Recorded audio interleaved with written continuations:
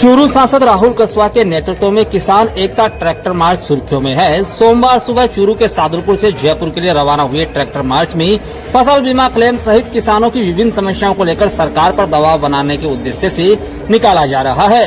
यह मार्च कस्वा के राजनीतिक जीवन का अब तक का सबसे बड़ा शक्ति प्रदर्शन माना जा रहा है। प्रशासन भी इसे लेकर पूरी तरह अलर्ट मोड पर है। सादुलपुर में भारी संख्या में पुलिस जाब्ता तैनात किया गया है। एसटीएफ, आरएसी, हनुमानगढ़, बीकानेर और श्री गंगानगर जिलों से पुलिस बल को बुलाया गया है। जिले में कई स्थानों पर भी पुलिस जाब्ता तैनात है। सांसद कस्वा के आह्वान पर चूरू संसदीय क्षेत्र के सभी विधायक, पूर्व विधायक और इंडिया गठबंधन के नेता ट्रैक्टर यात्रा में शामिल हुए हैं। हजारों किसान अपने अपने ट्रैक्टरों के साथ इस यात्रा में शामिल होने पहुंच रहे हैं। वहीं ट्रैक्टर मार्च को रोकने के लिए जिला प्रशासन देर रात से लगा हुआ है।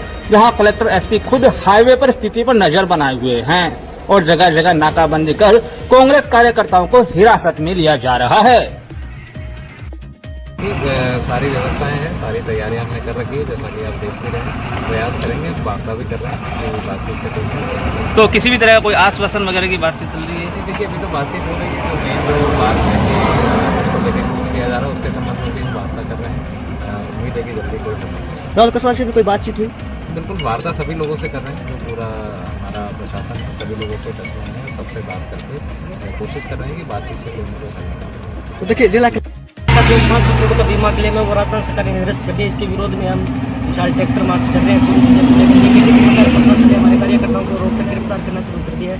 राजस्थान सरकार हठधर्मी तत्व उतर गई। कितने ट्रैक्टर के साथ एमपी साहब रवाना हुए? एमपी साहब 500 ट्रैक्टरों के साथ अभी राजगढ़ और चूरू के बीच के रास्ते में। क्या कहोगे, जगह जगह पुलिस द्वारा बैरिकेडिंग वगैरह की? पर 25 सरकार है सर, ऊपर से आदेश आए, इनके पास कोई दिक्कत। तो क्या रहेगी आगामी रूपरेखा? जो भी एमपी साहब का आदेश होगा पालना करेंगे।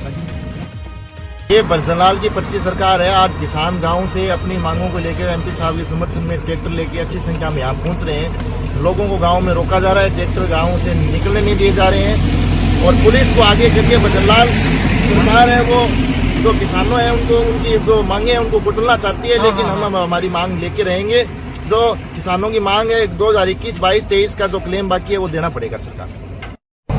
फसल बीमा जो क्लेम है वो 2021 का जो पेंडिंग चल रहा है उसकी मांगी है एमपी साहब के नेतृत्व में और अभिषेक मंडेला के नेतृत्व में हम जयपुर कूच करेंगे।